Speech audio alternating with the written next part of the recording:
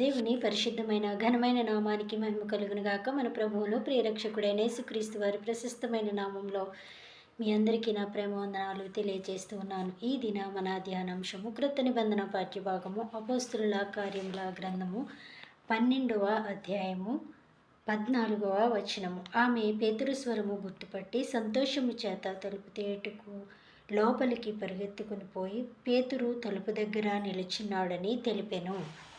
మరి ఇక్కడ మనం ఆలోచన చేసినట్లయితే మరి పేతురును మరి హేరోదు చెరసాలలో వేయించినట్లుగా మనం చూస్తాం. 12వ అధ్యాయం అంతా మనం ధ్యానం చేసినట్లయితే మరి అక్కడ పేతుర్ని చెరసాలలో వేసినప్పుడు మరి సంఘం అంతా ప్రార్థించుచుండగా మరి దేవుడు ఒక అద్భుత రీతిలో మరి తన దూతను పంపి మరి పేతురు గారిని బయటకు తీసుకురావడం జరిగింది. అయితే ఆయన నడుచుకుంటూ వెళ్తున్నప్పుడు దూత ఆయనను విడిచిపోయింది. అదంతా కూడా ఇతను మరి స్వప్నము అని నమ్మాడు, కళ అనుకున్నాడు. అయితే కొంచెం దూరం వెళ్ళిన తర్వాత దూత అతన్ని విడిచిపోయింది. అప్పుడు మరి తన కొరకు ప్రార్థన చేయుచున్నటువంటి సంఘము మరి ఆ సంఘము దగ్గరికి మరి అతను వెళ్ళాడు. వీళ్ళంతా కూడా మరి ప్రభువా మరి సహాయము చెయ్యి, మరి పేతురు చెరసాల్లో ఉన్నారు, మరి నీ వాక్యాన్ని చెప్తున్నటువంటి నీ బిడ్డ అని మరి అనేక రకాలైనటువంటి ఉపవాస ప్రార్థన అనేక విధాలుగా మరి ప్రార్థించుచు సమాజముగా కూడి మరి తెల్లవార్లు వారు ప్రార్థన చేస్తున్నట్లుగా మనం బైబిల్ గ్రంథంలో చూస్తాం.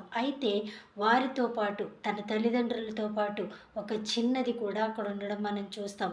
ఈమె మార్కు అను మారు పేరు గల యోహాను తల్లి అయిన మరియ ఇంట్లో బానిస అని చరిత్ర మనకు తెలియజేస్తుంది. ఈమె పేరు, ఆ చిన్నదాని పేరు రోదే అనే మాటకు మరి రోజ్ ఫ్లవర్ అని అర్థము, అంటే ఒక పువ్వు అని అర్థము. మరి అయితే ఈమె ప్రార్థన చేయడానికి వారితో కలిసి ఉంది. వారు ఎట్లా అయితే ప్రార్థన చేస్తున్నారో మరి ఆ రీతిగాని ఈమె కూడా మరి ప్రభు సహాయం చేస్తాడని నమ్మి మరి ప్రార్థన చేయడం మనం గమనిస్తాం. అయితే ఈమె ప్రార్థన మరి అందరిలాగే ప్రార్థన చేసింది, కానీ ఈమె నమ్మకమైనటువంటి ప్రార్థన చేసింది. వారందరూ కూడా మరి ఇంకా ప్రార్థిస్తూనే ఉన్నారు. అయితే ఈమెకు ఒక స్వరము వినబడింది.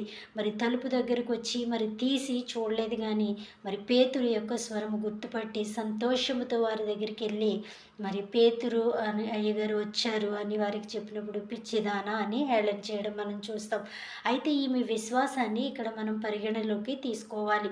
ఇంత గొప్ప విశ్వాసముతో ప్రార్థన చేసినట్లయితే దేవుడు తప్పకుండా మరి కార్యాన్ని జరిగిస్తాడు. మనతో పాటు మన కుటుంబము, మన పిల్లలు కూడా ప్రార్థనలో ఎల్లప్పుడూ ఏకీభవించాలి. ఈ యవనస్తురాలు మరి అనేక మందికి మాదిరిగా, ఈ చిన్నది అనేక మందికి మాదిరిగా మారిపోయింది. అలాంటి ధన్యమైన